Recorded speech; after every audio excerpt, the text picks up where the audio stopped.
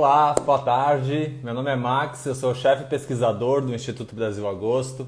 Estou aqui hoje para a gente fazer mais uma conversa do Figuras da Cozinha Brasileira, que hoje vai entrevistar uma pessoa que carrega um legado, né, de fazer uma transmissão, um legado familiar, na verdade, da família Martins, no que diz respeito à divulgação dos produtos amazônicos e da cozinha amazônica. Então hoje a gente vai entrevistar a Joana Martins, que está à frente do Manioca Brasil, uma distribuidora de produtos amazônicos, e também do Instituto Paulo Martins, seu pai, que é um dos grandes percursores da divulgação da cozinha paraense pelo Brasil.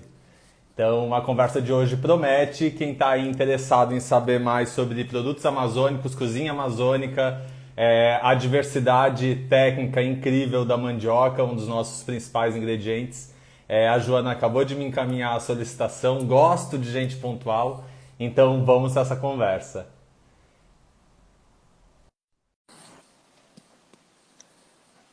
Aguardando. Olá! Olá, tudo bom, Max? Eu já vou te agradecer a pontualidade, porque para quem está aqui nesse lado, é muito bom quando o convidado já está aqui a postos para a gente fazer essa conversa. Tudo bem contigo? Ah, que bom. Tudo bem. Tudo ótimo. Prazer Joana, estar aqui. muito obrigado. Muito obrigado por ter aceito o convite, né? Esses novos tempos também trazem essas oportunidades, né? Acho que no ano passado, para a gente ter essa conversa, a gente teria que fazer um evento e chamar e você vir presencialmente. Esse 2020 trouxe um monte de coisa muito complicada, mas também nos forçou e nos abriu essas portas, né? É Então, verdade. estou muito feliz. E pra gente que está aqui longe é melhor ainda, né? Que a gente Não consegue é? conversar com todo o país sem precisar viajar tanto. Não que viajar não seja bom, né? Opa, eu tô Mas, esperando a vacina. exatamente. Mas, Joana, eu acho que a primeira coisa que a gente... Eu acho que travou aqui. Você me ouve? tô te ouvindo. Ah, tá. Eu acho que deu uma travada aqui, deu uma pensadinha. Desculpa, te interrompi. Sem problema. Não pode falar, tô te escutando. Vou pedir para você se apresentar, para a gente começar a conversa por aí. Eu tenho aqui algumas indicações para fazer, algumas apresentações, mas nada melhor do que a gente ouvir, né, da própria pessoa. Queria que você contasse um pouquinho da tua história, e aí a gente vai conduzindo essa conversa aqui para os nossos ouvintes. Legal. Eu acho que quem conhece um pouco da história da gastronomia brasileira, eu não me furto de sempre me apresentar como filha de Paulo Martins. A gente, na verdade, eu sou publicitária e administradora, né, e pesquisadora em gastronomia. Falo que eu sou aquela da família que não cozinha, mas que come, né? Faço controle de qualidade. E, na verdade, eu encontrei o meu caminho, né? A minha forma de dar sequência ao trabalho que a minha família já faz há mais de 50 anos, levando os produtos amazônicos para o Brasil e para o mundo, né? Eu desenvolvi há 6 anos, eu criei a Manioca, que é uma pequena indústria de alimentos que trabalha com os ingredientes amazônicos, transformando esses ingredientes em produto ou usando, né, trabalhando os produtos que já são tradicionais na nossa culinária. Para quem não sabe, o Paulo Martins foi um grande chefe de cozinha, ele já não está mais com a gente, meu pai, que foi um grande embaixador dessa cozinha paraense amazônica, né? Ele foi o responsável por apresentar para muitos chefes de cozinha do Brasil esses sabores que até então eram totalmente desconhecidos, só de fato quem conhecia era quem frequentava a região e quem morava aqui. A partir desse trabalho dele, de relação com os chefes, ele realizou muitos eventos, muitas aulas pelo Brasil. Era um momento em que os cursos de gastronomia no Brasil estavam começando, né? E esse trabalho que ele fez com que o Brasil começasse a se enxergar na cozinha, né? Eu acho que muitos chefes falam isso, né? Que foi a partir desse cutucão mesmo que meu pai deu, que eles passaram a olhar até para as próprias cozinhas, né? O pernambucano começou a dar mais valor para a sua cozinha regional, Talvez o baiano ou o mineiro fosse aquele que, assim como o paraense, já dava muito valor para sua cozinha. Mas vários outros estados começaram a se perceber, a olhar para dentro e a ver que, assim como a Amazônia tem características muito particulares e talvez mais diferentes, mas todas as nossas regiões têm características, têm produtos muito particulares, têm uma cultura gastronômica muito forte, mas que muitas vezes a gente não dava valor, né? Então, ele foi cozinheiro. Nosso trabalho ele começa a partir da história da minha avó, na verdade, né? Ela montou um restaurante em Belém, um restaurante lá em casa, que a gente tem até hoje. E trabalhando a cozinha paraense.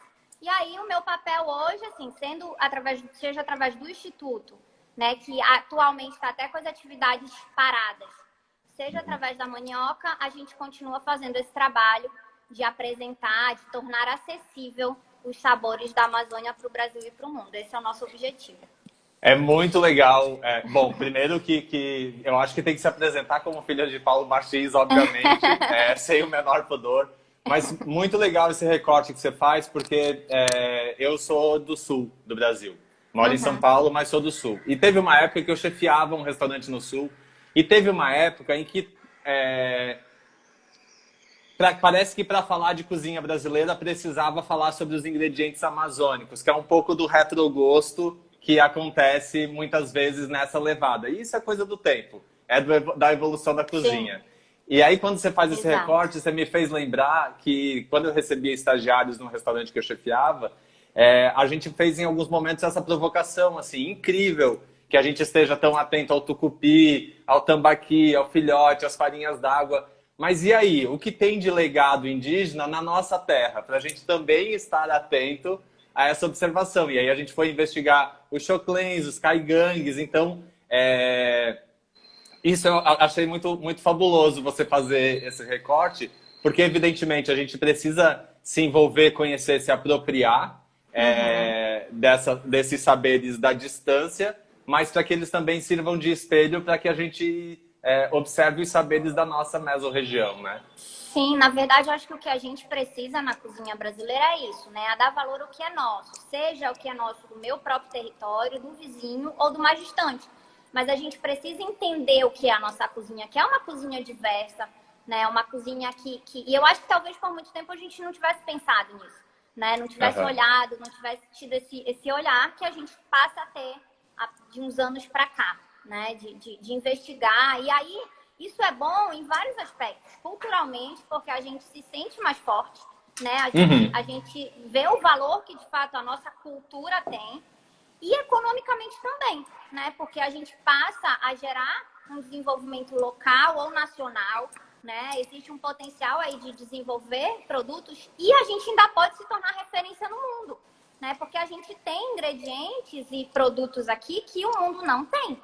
Então, existe um potencial aí gigante, né? Eu olho muito pelo lado econômico, porque eu acho que... Eu acredito que... Eu sou empresária, filha de empresário, então não tem como não ter esse olhar.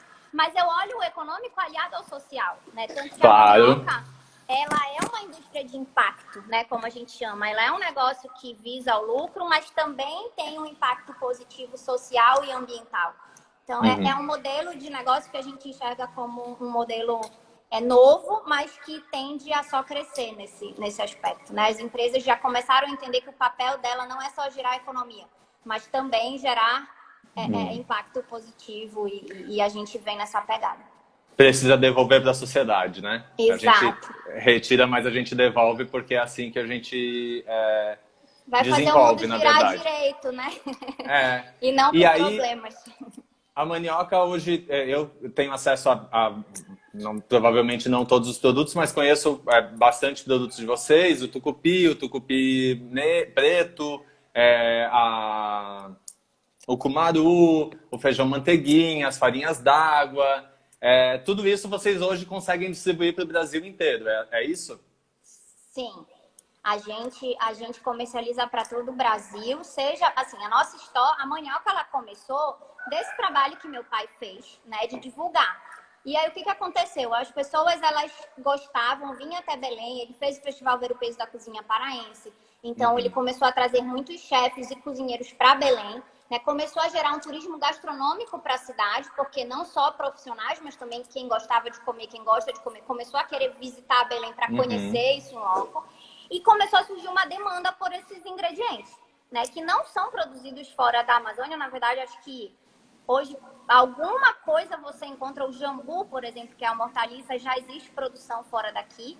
Mas do que eu tenho conhecimento, tirando o jambu, nada se produz do que é daqui, se produz o cacau, né? E o que eu Já conheço, não é ele mais não nem é... amazônico. Mas os jambus que eu conheço daqui não são tão graúdos, né? O jambu amazônico, ele é ele mais... não se desenvolve tanto quanto os daqui, né? Aí eu acho que tem alguma questão de terra, de clima, que impede, porque a matriz sai daqui.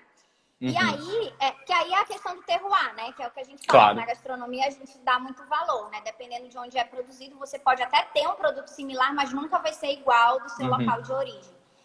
E aí, os chefes começaram a gostar e a querer esses produtos, né? Falar, tudo bem, eu conheci o tucupi, eu conheci o cupuaçu, agora eu quero usá-los. E aí, na verdade, ele criou um grande problema para ele mesmo, né? Porque aí ele começou a ter que enviar esses produtos, porque até então não existiam comerciantes que quisessem atender essa demanda. Era algo complexo, enviar para fora, toda a questão de frete, de logística e tal. E aí ele começou pegando os produtos do próprio restaurante, né? Embalando, que comprava para o restaurante, aqueles fornecedores, embalava e mandava. Isso começou lá pelo ano 2000, talvez até um pouco antes. E essa demanda ela foi crescendo ao longo do tempo. Eu fui para São Paulo, estudei, fiz publicidade, trabalhei com publicidade. Até que em 2010 eu voltei para o restaurante, foi quando ele se afastou por problemas de saúde. Sim. E comecei a ver essa demanda crescer ainda mais, né? E aí chegou um momento que eu cheguei à conclusão de que eu não era feliz sendo dona de restaurante, eu particularmente. A minha família continua o restaurante, mas eu entendo. É um negócio super complexo para minha cabeça.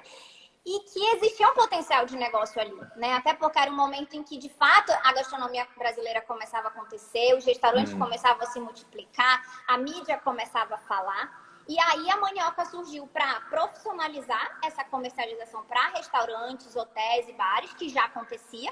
E também para trazer um olhar de consumidor final para esses produtos. Porque a nossa intenção, enquanto negócio, é fazer com que a Amazônia esteja na mesa do brasileiro. Não apenas nos restaurantes brasileiros, mas de todos os brasileiros. Então, ela surgiu com esse objetivo. Então, além dos produtos tradicionais, tem as geleias, a gente tem uma granola feita de tapioca e está desenvolvendo vários produtos com esse olhar, né? De como incluir a Amazônia no dia a dia do brasileiro.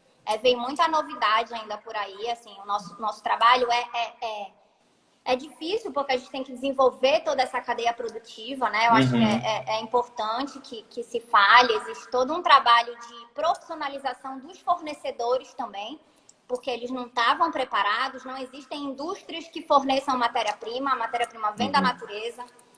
E a gente trabalha de forma totalmente natural, né? O nosso trabalho só é encontrar formas de minimizar as variações da natureza, mas de forma natural. Então, existem vários desafios, mas a gente está conseguindo, né, aos pouquinhos.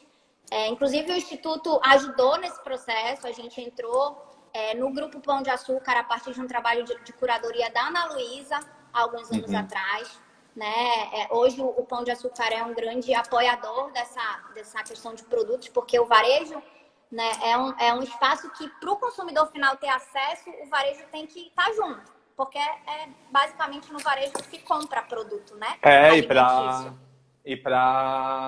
Puta, fugiu a palavra agora, mas para capilarizar, né? Para dar capilaridade. Para expandir, né? Essa distribuição. Então, a gente tá no grupo e tá em outras redes também, supermercado, tem loja, tem e-commerce, atende restaurante, atende consumidor final. E a nossa ideia é essa, é fazer com que o brasileiro conheça mais. Porque conhecendo mais, você se aproxima, né? A Amazônia ela é muito distante do Brasil. Fisicamente e até emocionalmente mesmo. O brasileiro não tem relação com a Amazônia. Né? Então, é importante a gente aproximar. E a comida é uma ótima forma, né, de a gente se aproximar. E quando a gente não conhece, a gente não cuida. Eu acho que a grande questão aí, eu não sei se o Manioca se caracteriza ou se autodenomina como um projeto de etnodesenvolvimento, mas seguramente ele tem um impacto em garantir que a floresta de pé na medida em que ele demonstra, assim como outros exemplos do Brasil, por exemplo, no Vale do Ribeira, de que a floresta de pé dá lucro. Ela traz Exato. dinheiro, ela traz desenvolvimento, né? Porque não sejamos românticos, o mundo ele é hoje, no modelo que a gente vive, ele é sobre dinheiro. E é Sim. importante que a gente trabalhe justamente para diminuir as desigualdades, né? Para que todo mundo tenha acesso. E a gente tem muito esse olhar de Amazônia como se fosse só a floresta, né? Só os rios, só os animais e só as plantas. E, na verdade, tem 25 milhões de pessoas nessa região. Ela é grande, se a gente pensar em densidade demográfica, não é muito. Mas são 25 milhões de pessoas. É bastante gente, né? Então, e essas pessoas precisam sobreviver, né? E elas não sobrevivem só do que a floresta dá, né? Elas têm que pagar combustível, comprar remédio, roupa. Então, assim, tem que girar a economia, né? Claro. Eu costumo dizer assim, que eu cresci me incomodando muito, né? Com esse olhar de fora da Amazônia, de dizer, a Amazônia tem que ficar intocada, né? Eu me questionava muito enquanto amazônida de dizer, mas tudo bem, mas o mundo todo se desenvolveu e a gente não pode? Como que é isso? Né? Depois que eu criei a mandioca, porque apesar de eu sempre entender o impacto positivo que a mandioca causava, eu não tinha esse olhar ambiental, né? Depois de criar a mandioca, de participar de um programa de aceleração voltado para a Amazônia, que é o PPA, que foi fundamental para a gente ter esse olhar, eu entendi, eu falei, tá aí, esse modelo de negócio, eu gero desenvolvimento, mas eu não destruo, muito pelo contrário, eu valorizo a floresta, eu uso o que a floresta me dá. Né? E eu sabendo fazer uso disso com equilíbrio, né, com cuidado, eu vou estar gerando a economia e o desenvolvimento que a floresta precisa, que as pessoas que vivem aqui precisam, usando aquilo que ela dá. É um modelo diferente, né? Porque a gente tem um modelo por exemplo, a Zona Franca de Manaus, né? Ela é um modelo que trouxe, vamos produzir computador, televisão no meio da floresta. O que isso dialoga com a floresta? Ela tem o seu valor, ela gerou um desenvolvimento, mas não em diálogo com a floresta. Né? Então, existe uma forma da gente desenvolver a região com aquilo que ela nos dá. É perfeito. Né? A gente só precisa, de fato, fazer um trabalho para que as pessoas conheçam esses insumos, e aí não só do alimento, mas de outras áreas também. Né? Hoje eu quero fazer uma pergunta aí para quem está assistindo. Escreve aí nos comentários eu vou perguntar quem conhece, eu vou na agenda positiva. Quem conhece tucupi? Vamos começar pelo tucupi. Quem conhece tucupi? Porque eu ainda tenho essa impressão de que é um produto que está chegando na mão do chefe, que está chegando na mão dos cozinheiros, tem esse flerte, tem esse gostoso. Ainda é pouco conhecido, né? Mas, ou então na mão do... Ou a gente encontra através do nortista, né? Que mora em São Paulo, que mora nas regiões, que sente saudade, ou que traz... Porque eu fui apresentado para o tucupi assim, quase um tucupi de contrabando. Através de uma amiga que morava em Santa Catarina, mas que originariamente era do Acre. Então a mãe, quando ia visitar, levava umas garrafas de tucupi, farinha d'água e por aí vai. Polpa de bacuri, que chegava descongelada, mas aquela festa. Mas hoje o teu público de consumo maior desse produto, você tem essa impressão também? É o cozinheiro ou ele já está chegando na mesa do consumidor final? Na verdade, ainda é mais o cozinheiro. Né? A gente tem alguns produtos, por exemplo, o molho de tucupi preto é um produto que, como ele foi lançado no mercado, já no varejo, a gente já alcança uma gama maior de consumidor final. O tucupi amarelo ainda é mais restrito, esse conhecimento. Né? A gente vai em breve lançar um produto onde a gente pretende começar a tornar ele mais acessível para o consumidor final.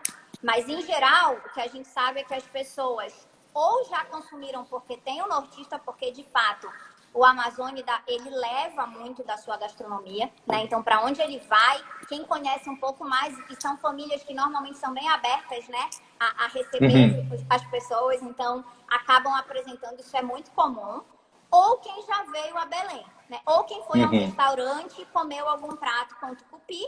E muita gente já ouviu falar, porque a mídia tem falado bastante, mas não conhece. Né? Então, já tem algum contato, mas um contato muito mais de ouvir falar do que... O que falta, de fato, é acesso. Né? A gente sabe disso. É ter produto no mercado. Aí é a coisa do ovo e da galinha. Eu quero, mas não tem. Às vezes tem, mas eu acabo não comprando porque eu não conheço muito. Um trabalho Não que a sei o gente que faz fazer. muito, um Vai trabalho me que a gente matar. faz muito é isso, é de ensinar a usar, né? É fazer com que os chefes de cozinha usem o produto e mostrem como ele pode ser utilizado. O tucupi, assim como o tucupi preto, eles têm um consumo local que é cultural. Tudo que a gente consome é da nossa cultura, porque alguém ensinou a gente a consumir. Claro. Né? O Alex Atala um dia, né, falou uma coisa que até hoje eu uso muito para mostrar para as pessoas. Você come vômito? A pessoa, Deus o livre, né? Que horror. O mel é o vômito da abelha. Né? Porque a abelha regurgita. Assim, de uma forma muito simplista, mas é. Então, assim, é porque disseram pra gente que mel era gostoso, a gente experimentou e aceitou. E consome, faz bem, tem propriedades. Então, assim, muita gente não consome porque não conhece, não é um hábito cultural. Não existe tucupi para você consumir no seu território. Então, a gente precisa apresentar esse produto, né? Mostrar como ele pode ser usado. E na mandioca, a gente entende que dá para mostrar esse consumo não só do jeito que a gente come, né? Você não precisa comer um pato no tucupi, fazer um tacacá para tomar tucupi, né? O tucupi você pode entendê-lo como um caldo. Isso, exato. Né? Então dá para ser usado de várias outras formas, em vários outros pratos. Né? Isso é algo que o próprio paraense tem descoberto e em grande parte, o trabalho que meu pai fez foi esse. Né? A minha avó sempre usou muito a cozinha tradicional. Né? Ela fazia o pato no tucupi, a melhor maniçoba, o caranguejo, o pirarucu de casaca. O meu pai não, ele começou a usar, ele criou pratos que hoje já são tradicionais na nossa cozinha, mas que antigamente não existiam, como, por exemplo, o arroz paraense. O arroz paraense é totalmente comum em Belém hoje, mas até ele fazer, nunca ninguém tinha feito. Porque antes só se consumia o tucupi ou no pato no tucupi ou no tacacá.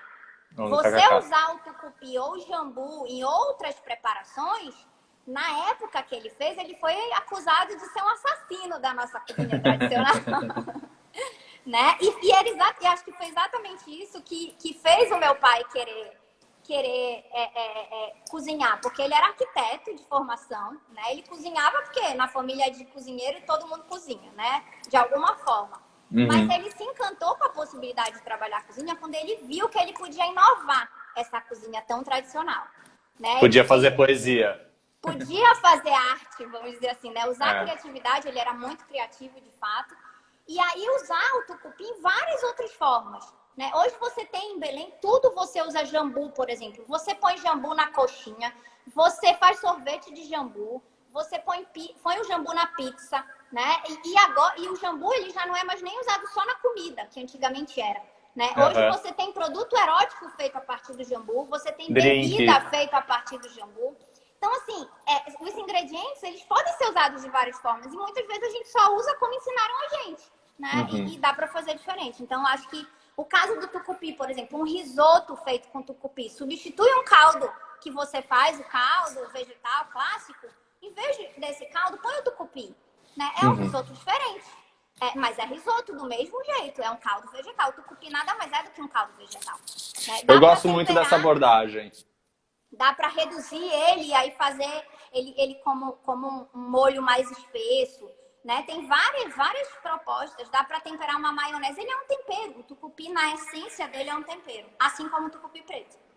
Dá para hidratar cuscuz, dá para reduzir, dá para fazer sorvete, dá para...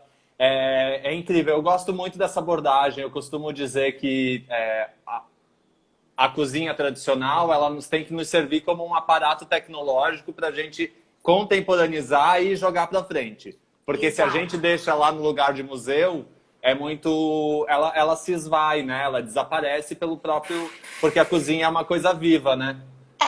Sendo cultura, a cultura é viva. Né? Assim, a gente tem uma ideia, talvez um romantismo de achar, por exemplo, que até a nossa própria cozinha, a cozinha amazônica, ela é indígena. Né? 100% indígena. E não é. A gente não... Assim, a gente usa alho e alfamaca, né? no tempero desse tucupi. Ela é possivelmente aquela que mais guardou aspectos e a cultura indígena, né? Que trouxe para o hoje muita coisa do que era feito no passado. Mas ela é uma cozinha miscigenada, né? O tucupi, o caldo fermentado da mandioca, ele é indígena. Mas o tempero... Claro, a tecnologia é indígena, né? Exatamente, a forma de extração, né? Mas o tempero, o sabor que ele tem hoje não é indígena. Não existia nem alfavaca, nem chicória, nem alho, nem sal no Brasil antes dos portugueses chegarem. E essa é a essência do tucupi, né? Hoje, se você não temperar o tucupi dessa forma, a gente não reconhece como tucupi. Então, mas é uma miscigenação, né? E agora, ela guarda essa coisa que é muito característica da tecnologia ancestral indígena. Então, a gente precisa entender um pouco isso, né? De como essa cozinha se formou, as influências que ela teve. Eu gosto muito, é o que eu mais gosto de estudar. Assim, eu não cozinho, mas eu gosto muito de estudar exatamente essas interações, né? Entender, por exemplo, o tucupi preto, ele é um produto que a gente se orgulha muito de ter apresentado mesmo para o Brasil e até para os amazônicos, porque até aqui a gente já recebeu críticas de sentido, vocês estão colocando corante no tucupi, vem para Belém. Porque se coloca, né? Se você não conhece seu fornecedor de tucupi, você corre esse risco. Mas no amarelo, né? No amarelo, né? Acontece. Inclusive, recentemente no Instagram da Manioca, a gente tem um vídeo, quem quiser procurar, para identificar o tucupi com corante, né? A gente começou a perceber que tinha muita gente que não sabia disso e a gente ensina como identificar o tucupi com corante. Porque como todo produto, mesmo artesanal, ele pode sofrer, né? Como todo mercado. Adulteração, exatamente. E aí o tucupi preto, ele é um produto que ninguém praticamente mais conhecia no Brasil. Eu comecei lendo relatos históricos da nossa cozinha, porque é onde mais tem informação sobre a gastronomia amazônica, no relato das pessoas que viajavam pela Amazônia, né? Muitos jesuítas e muitos exploradores mesmo. E aí etnografia, eu encontrei um relato de 1698, se eu não estou enganada, onde se falava do tucupi preto ou tucupi pichuna. E aí encontrei um segundo, encontrei um terceiro, e aquilo começou a me incomodar. Eu dizia, que história é essa do tucupi preto? E o meu pai, isso foi depois do meu pai falecer, e ele dizia, né, lá em 2005, ele falou, ele era muito apaixonado pelo tucupi, como eu sou, né? E ele dizia que o tucupi seria o shoyu do século XXI. E o que ele quis dizer com isso? Que ele era um tempero que tinha caráter universal, que podia, assim como o shoyu se tornou um tempero que tem no mundo todo e não é usado só na cozinha japonesa, né, que o tucupi também podia ser. E aí, quando eu descobri o tucupi preto, eu falei, gente, como assim? Meu pai não sabia. Será que ele já sabia? O tucupi preto existia. Não, ele não sabia. Não sabia? E aí, ao mesmo tempo desses relatos, eu conheci a Denise Araújo, que claro. é uma jornalista pesquisadora, você conhece, de já Roraima. foi entrevistada aqui, quem quiser assistir tá no IGTV, tem a entrevista com a Denise. E ela estava apresentando em vários eventos, a gente se conheceu num evento de gastronomia em São Paulo, e ela me levou um tucupi preto lá de Roraima. Falei, nossa, já pirei no tucupi preto de Roraima. Né? E aí eu falei, Denise, a gente tem que fazer isso chegar nas pessoas, as pessoas conhecerem. É um produto maravilhoso. Até que eu conheci uma produtora aqui no Pará que sabia fazer também o tucupi preto. E aí a gente colocou o produto dela no mercado e são diferentes. Eu acho que isso é muito legal da gente entender também, que na Amazônia a gente tem muita diferença, né? A gente acha que a Amazônia é uma só, mas dentro do Pará a gente tem produtos diferentes. Então, quando a gente vai para o Amazonas, porque é muito disso, a cultura que fica, né? O tucupi em Belém, ele é ácido, bem mais ácido, bem mais fermentado. O tucupi em Santarém, que ainda é no Pará, é extremamente adocicado. O paladar das pessoas é outro. No Acre, muita gente faz tucupi de mandioca branca. A brava branca. A brava branca. Tá. Né? E aí, por isso, muitas vezes se coloca o corante, para que ele fique amarelo. Porque ele não é feito da mandioca amarela, como originalmente deveria. Então, existe muita diferença na Amazônia. Então, o tucupi, por exemplo, preto de Roraima, ele é extremamente adocicado.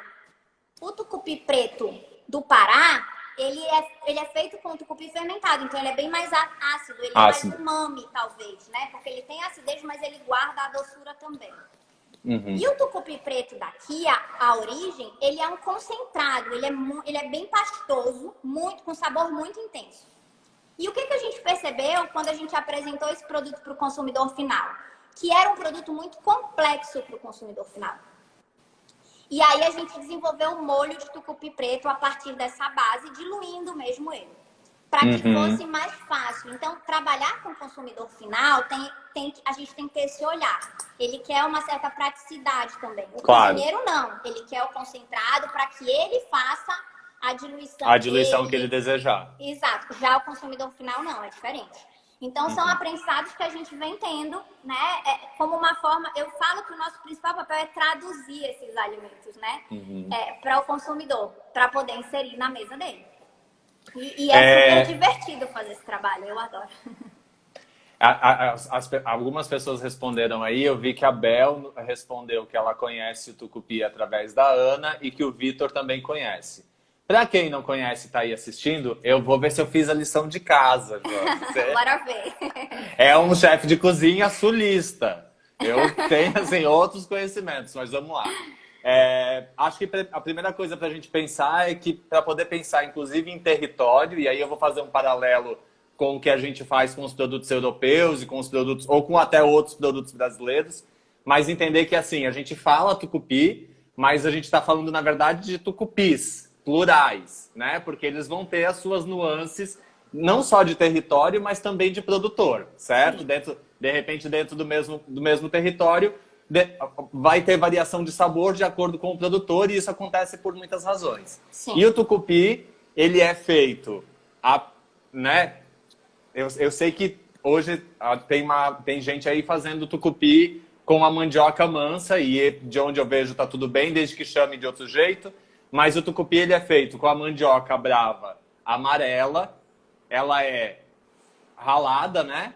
Descascada. E aí descascada, ralada, passa pelo tipiti, de onde vai sair um líquido, que é a manipoeira, e a manipoeira vai passar por cozimento com tempero para se transformar no tucupi. E aí esse tempero, em geral, vai ser a alfavaca, chicória, o alho e o sal. E aí, mas ele também pode ser variável, né? Na verdade, antes de ferver, antes de temperar, ele é fermentado. Acho que isso é uma característica bem importante da gente falar. Ele é um fermentado. Ele não é só extraído e temperado. Ele passa por um processo de fermentação também. De decantação, né? Que separa a goma. Para separar a goma. E de fermentação. E aí essa fermentação que vai trazer acidez e complexidade. E aí também a forma como cada produtor ou cada etnia ou, né, vai fermentar, por quanto tempo, por menos tempo, o cozimento, a quantidade de redução, tudo isso vai trazer nuances diferentes para esse produto derivado da mandioca, né? Exato. Eu acho que uma coisa que é importante da gente entender é isso. É que o tucupi, ele é um produto artesanal. E aí a gente faz um paralelo com as cervejas, né? Assim, que eu acho que talvez seja o mais próximo desse fermentado que o consumidor conhece. A cerveja tradicional, artesanal, é justamente aquela cerveja que traz nuances de sabor, que tem uma variação maior, né? E por quê? Exatamente porque o que a indústria faz é padronizar o produto. Né? Homogeneizar, né? Homogeniza. Ela traz elementos, né, que por mais que a natureza nos entregue um produto diferente, ela adiciona coisas dentro do produto para poder tornar ele sempre igual. Isso tem um lado bom, porque você sabe que ao comprar determinada marca, você vai estar comprando exatamente a mesma coisa. Mas também tem um lado ruim, porque você acaba pasteurizando o sabor, né? Homogeneizando o sabor e fica tudo igual. E aí a gente acaba não tendo a diversidade de sabor, que eu acho que é o que é mais legal na cozinha, né?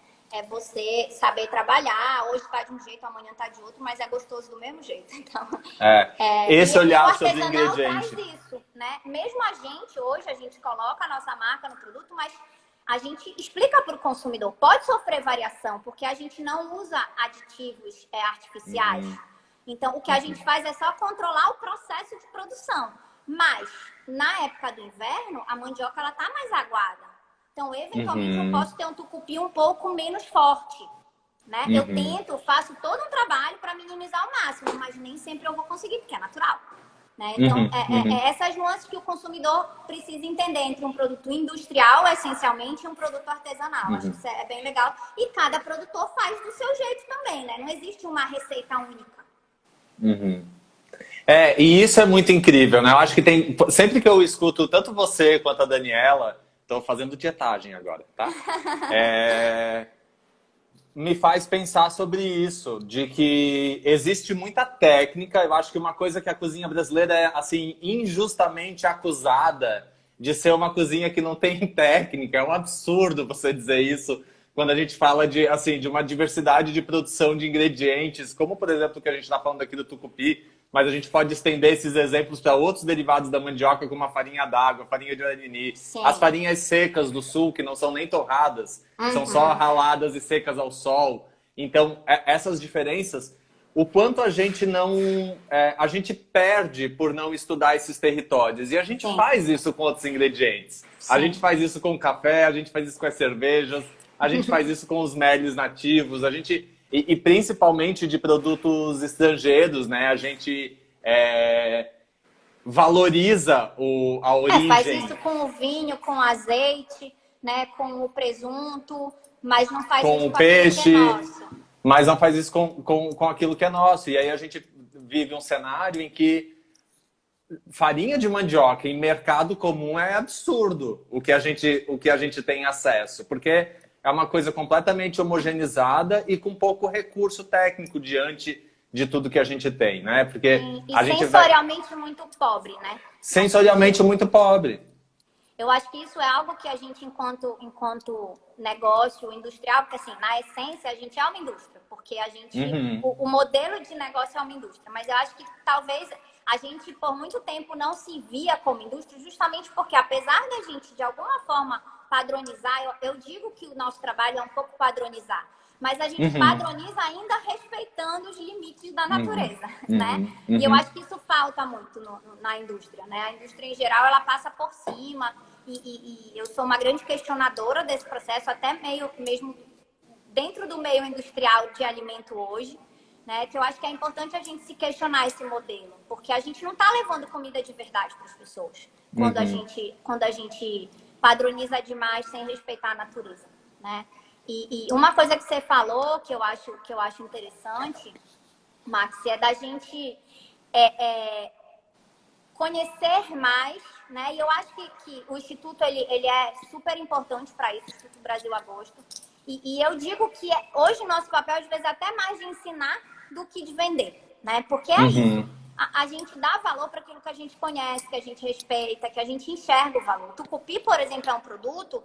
Eu sou verdadeiramente encantada com ele, porque apesar de parecer ser um produto extremamente simples, ele é super complexo de produzir, sabe? Na produção mesmo, as variações possíveis no processo, para você conseguir fazer um produto mais ou menos igual, são muitos detalhes técnicos que a gente nem sequer imagina, né? Eu só conheci isso quando a gente passou a trabalhar com produtores de tucupi, que a gente acompanhou todo esse desenvolvimento e a melhoria desse produto para ter um padrão.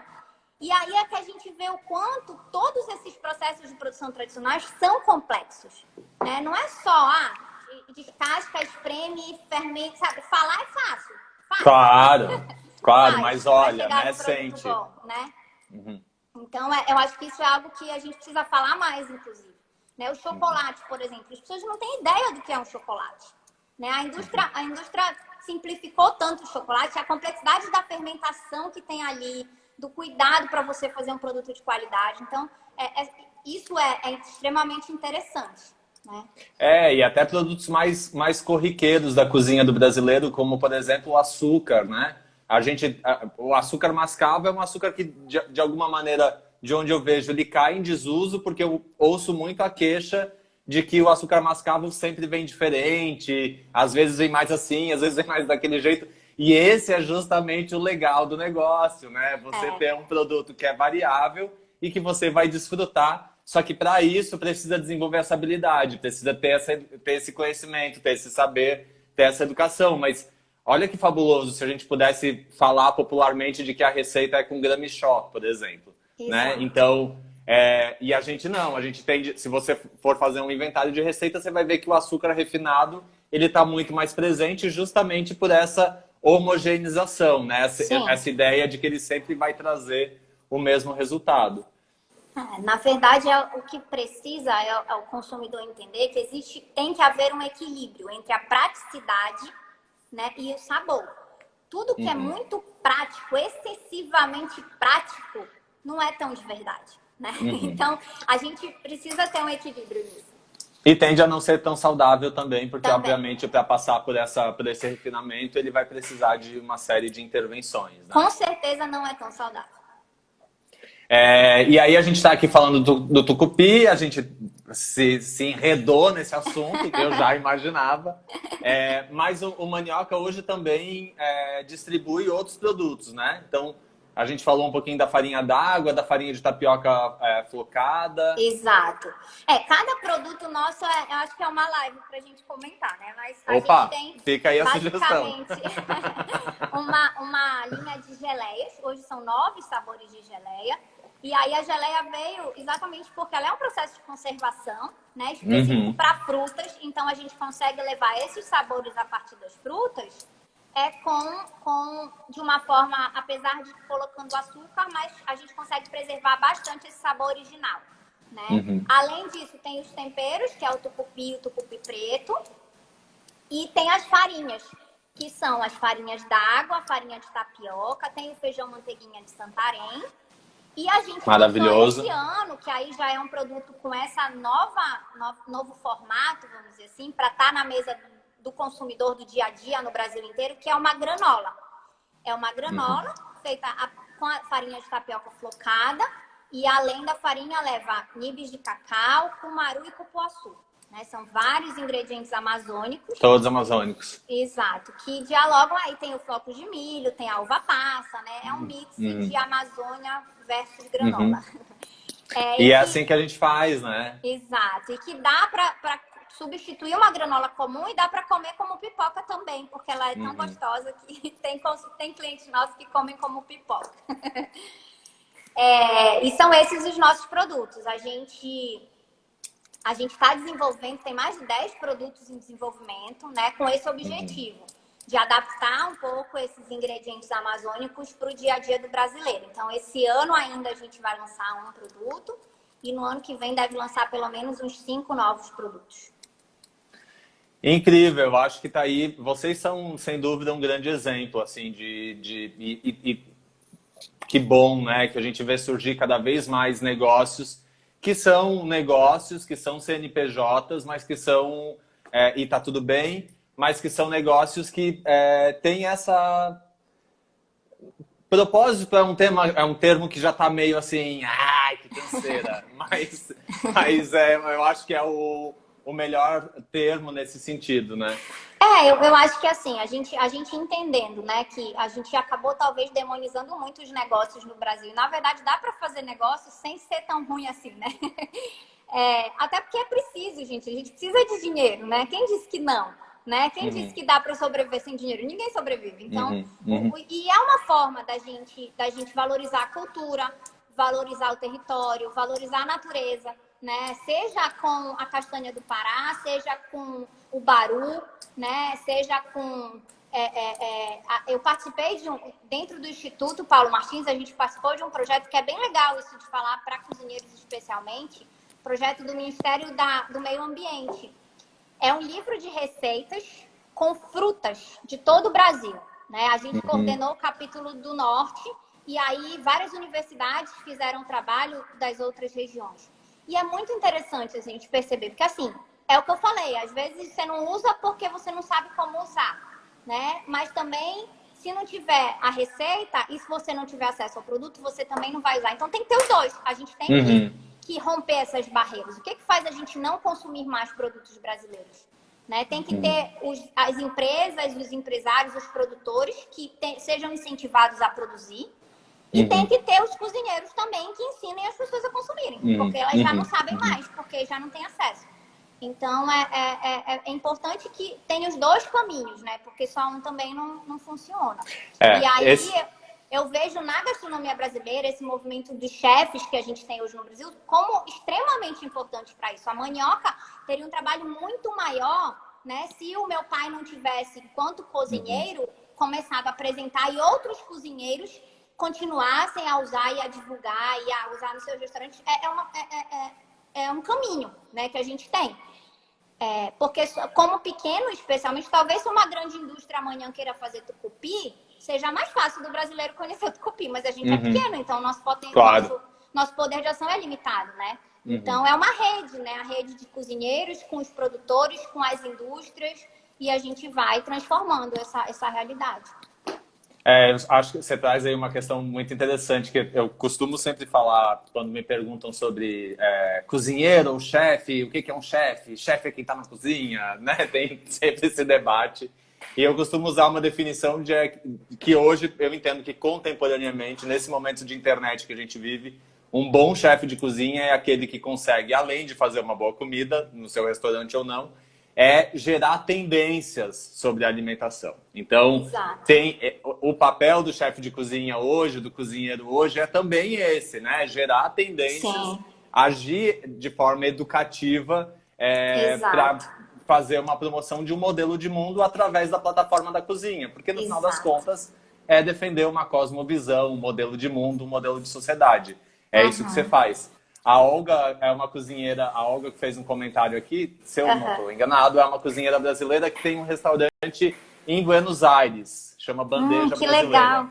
E está falando aí da importância do produto nacional. Se a Olga conseguir uma mandioca mansa, branca, rosa, lá em Buenos Aires, ela pode se arriscar a fazer um tucupi manso ou fazer algo parecido?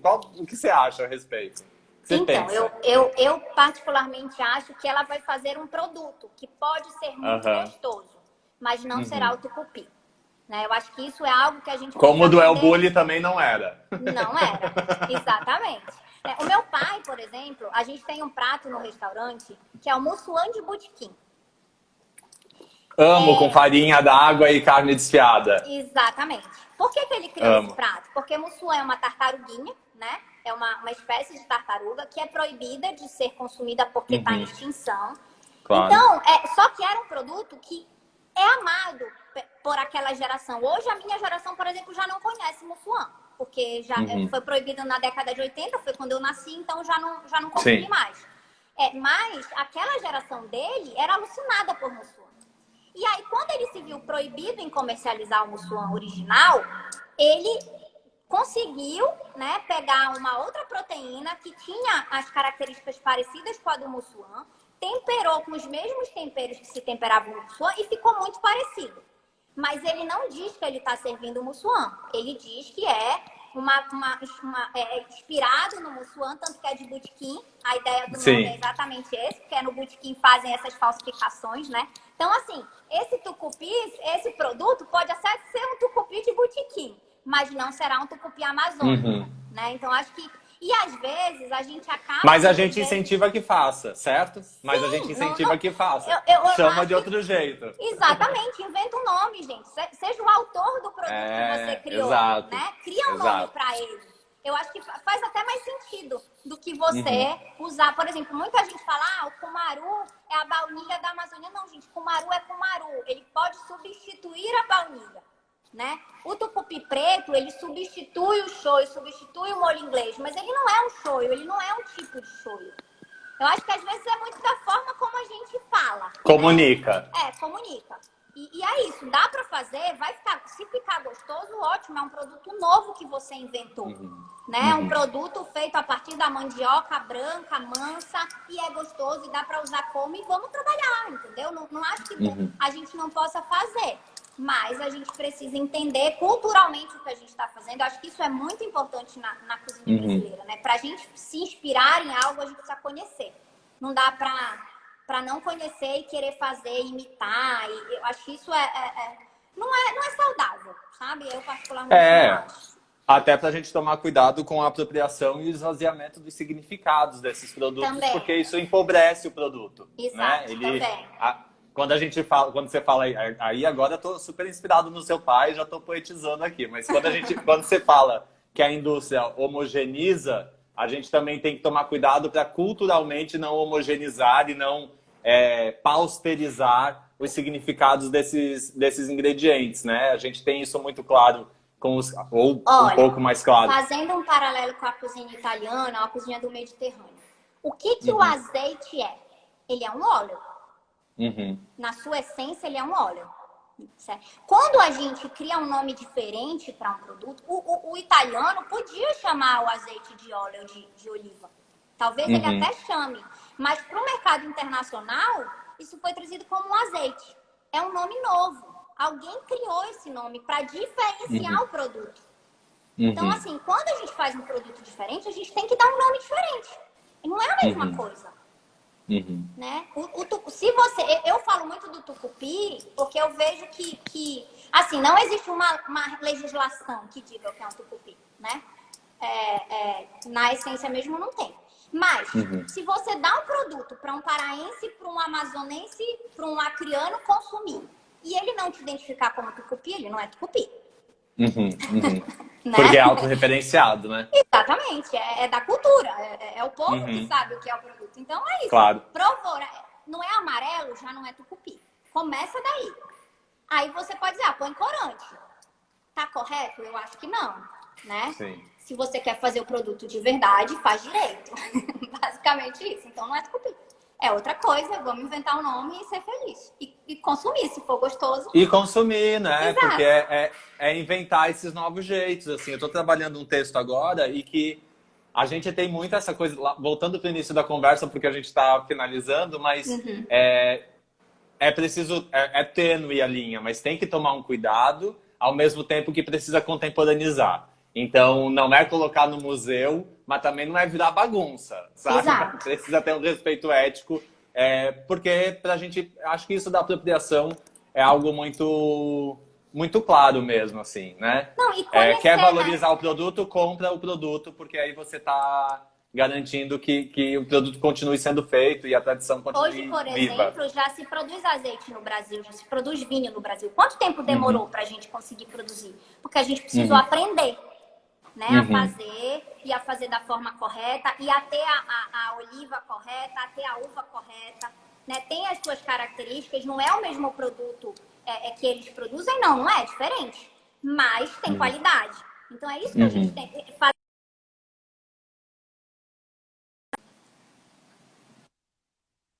Fazer em outro lugar, mas faz com ela.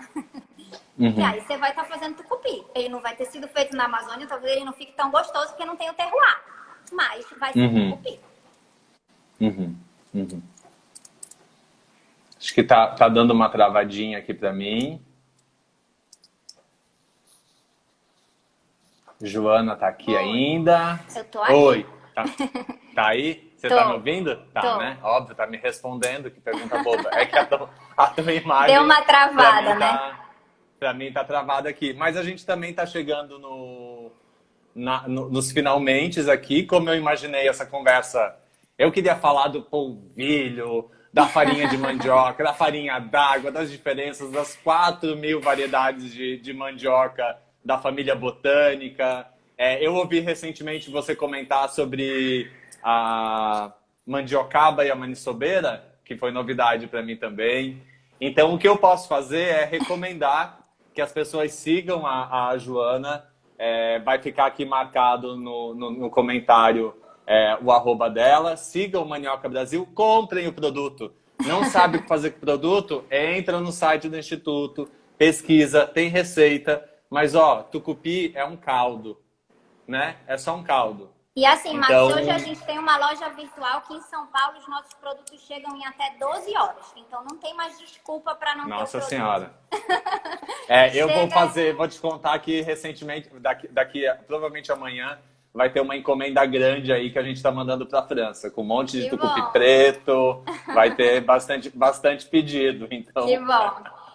E é isso, assim, Então, a gente tá acessível, tá cada vez mais fácil utilizar, e aí é uma questão de querer brincar, querer descobrir, né? Eu não sou cozinheira, né? Tenho esse DNA que eu acho que ajuda bastante, mas agora na pandemia eu me descobri essa pessoa, né? Não tinha o que fazer, tava em casa, a manioca parou, eu comecei para cozinha para desestressar. E aí, claro. a cozinha é isso, é você experimentar, às vezes dá certo, às vezes dá errado, né? Mas dificilmente vai ficar algo intragável. Então, a gente tem que tentar, né? Experimenta, usa de forma diferente, numa receita que você já sabe fazer, você substitui um produto pelo outro e aí vai conhecendo o produto e vai se tornando mais íntimo dele, né? E tem receita tem muita também na internet, para quem precisa dessa base, né? Então dá para fazer coisas bem legais e inovar no dia a dia, né? Porque também só arroz e feijão é uma delícia, mas comer só arroz e feijão todo dia cansa. Ou você pode cozinhar o seu arroz com tucupi. Com tucupi, Não é? exatamente. E eu sempre Tira o costumo dizer feijão e isso deixa o tucupi. Pronto, eu costumo dizer isso nas aulas, assim, o erro é um anúncio para a próxima. Então, Exato. você errou dessa vez, para a próxima você já vai mais orientadinho, porque eu, desenvolvendo, como eu pesquiso cozinha tradicional, eu faço muita receita que eu nunca fiz na minha vida. E Exato. não acerta de primeira, De não. primeira. É na segunda, é na terceira, é na quarta. Bom mesmo é depois da 20ª, porque cozinha a gente faz assim, Exatamente. olhando o ingrediente e sentindo. É a experiência, Joana, né? muito obrigado. Muito obrigado mesmo. Prazer Eu conversar que contigo. agradeço, fico à disposição, querendo falar de mandioca, eu tô sempre aqui, é a minha Tá paixão. ótimo. E fico à disposição, seja para falar da mandioca, da Amazônia, do turismo gastronômico, dessa indústria com esse novo modelo. A gente está aqui para o que vocês precisarem sempre. Eu Muito anotei aqui a obrigada sugestão. pelo trabalho que vocês fazem, né? Que eu acho que essa conexão também com o brasileiro, de ensinar, de mostrar, é um trabalho fantástico e é super importante, porque é assim que a gente fortalece a nossa cozinha. Floresta em pé dá lucro. Essa é a maior mensagem que a gente tem Amazônia que em levar casa, daqui. floresta em pé. Exatamente isso. Que a gente lute pela preservação e consumir os produtos da floresta também é lutar pela preservação. Então, Exatamente. muito obrigado. Anotei a sugestão de uma live para cada produto do mandioca e logo eu entro em contato contigo. Obrigada. Um beijo. Até mais. Muito obrigado. Tchau, gente. Tchau, tchau.